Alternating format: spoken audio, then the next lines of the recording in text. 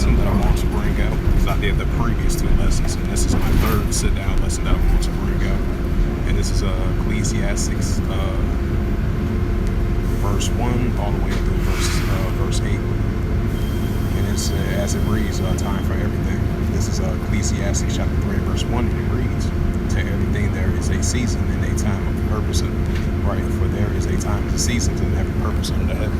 Right, so there's a time to seasons and every purpose under heaven, just like in ancient times, now in modern day times. Ecclesiastes 1 and verse 9, there's no new thing under the sun. To everything there is a season and a time for every purpose under heaven. Especially these biblical signs that we're seeing in the world today, So there's a time to seasons and every purpose under heaven. It's like in ancient times, now in modern day times. This is Ecclesiastes chapter 3 and verse 2. It says, "In a time to be born." Right. We're being born again through this word, and a time to die. Right. We see that as well too in these modern day times. It says, "In a time to plant, and a time to pluck up that which is planted." Ecclesiastes 3 and verse 3, and it reads, "In a time to kill, and a time to heal." Right. So this word is a healing to the children of Israel.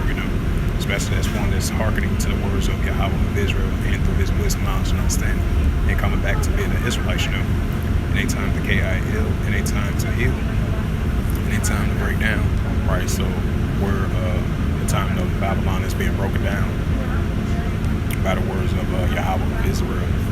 It says in a time to build up, right? So this is a time to be built up through the words of Yahweh of Israel.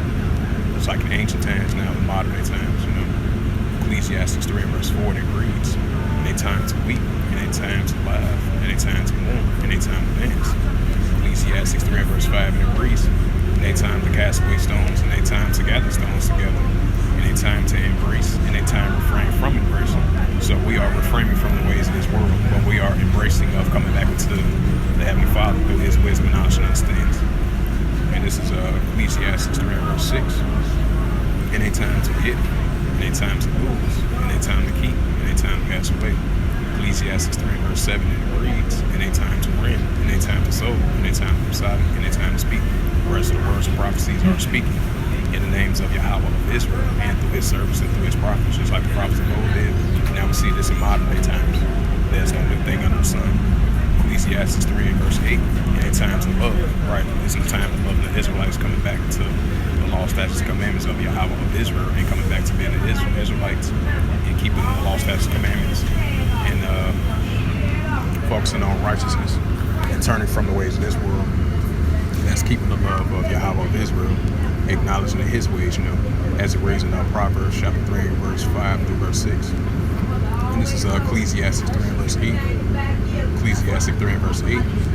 "In a time of love, and a time of HATE, that's why sedition to uprise are increasing. In a time of war," right? So we're living in a time of war as well too. In a time of peace, because everything is a balance. Because Heavenly Father, he's a righteous, balanced power. So we're definitely living in a time of war, in a time of peace, in a time of HATE as well too, and a time of love, because everything plays out. It's all in balance. Because Heavenly Father, he's a righteous, balanced power. So that was taking place. That was taking place in ancient times. Now this is taking place in modern day times. So with that, hopefully this sit-down lesson was edifying of Ecclesiastes chapter 3 verse 1 and through verse 8. So with that, I'd like to give all praises, glory, and honor to Yahweh Ba'Shem, Yahweh Shai Ba'Shem Akarkadash.